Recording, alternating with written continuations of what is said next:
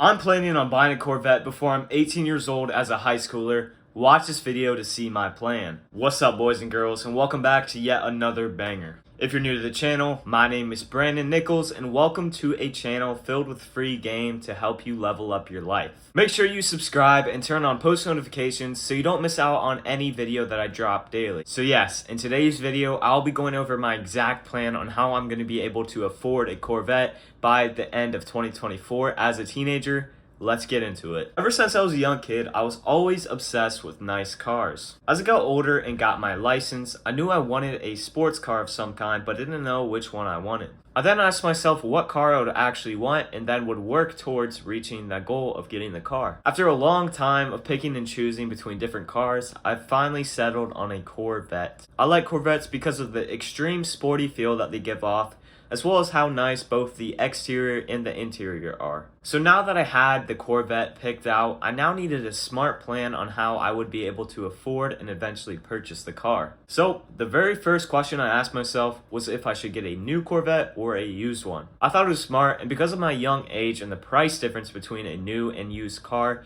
I should just go with a used one. Specifically ones from 2014 to 2017, as they all were relatively new and were around about $40,000 to $65,000. I know it may seem crazy to work towards getting a car like this at such a young age, but in my eyes it is extremely achievable, especially when you consider that I'm giving myself 1.5 years to save up a certain amount. So now with this price range set up, I now need to know how to actually save that money up, and if I was going to finance the car or buy it all in cash. So I ended up deciding on having a savings goal of $50,000, and if the car was going to be more than $50,000, I'll then finance it for a 3-year term so I could pay it off significantly quickly. For a 3-month finance on a car which is $65,000, which I would put $50,000 down, CarMax estimated that I would pay around $675 a month, which I personally didn't find to be that bad. So with all the numbers down for financing the car, the actual hard part would be saving up that $50,000. So after doing some calculations in order to see how much a month I would have to save in order to reach that goal of $50,000,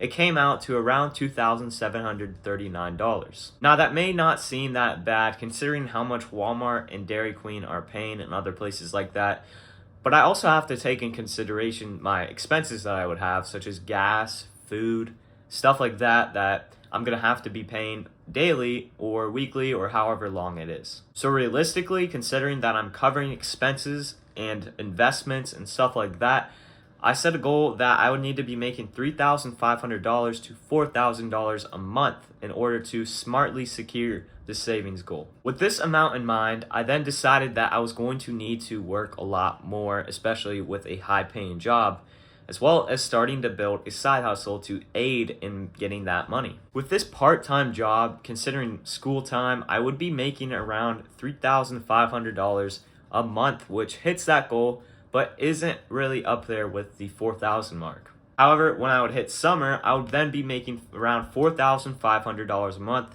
considering I'm working 10 hours a day, not every day, Sunday, maybe not even working at all. But I also have to be considering that I would be getting paid overtime. Throw on a side hustle and I would 100% reach this goal probably sooner than I think. The only thing that could possibly be considered hard about this goal is the amount of work you would have to put in. I know I have the dedication and discipline in order to buy this car, and even if I don't in the future want to make this purchase, I'll still have more than $50,000 saved up to aid in making more money and putting it towards investments. Now, I'm not just saving up a ton of money for this Corvette, I'm also putting a lot of money into investments and saving money other ways, such as putting it into physical cash. I don't recommend you save all of your money just to buy one thing, but consider putting a decent bit of your money into investments and in things that will in general make you more money. Alright guys, that is basically my no BS plan in getting this car. And I do hope you take something away from this video in terms of just a savings goal that you have and how to tackle that. I am trying to build a community of high-value teenagers, and if you want to be a part of this and help build other people up and yourself, then subscribe to join the team and help our cause. Alright guys, I'll see you in tomorrow's video. Peace.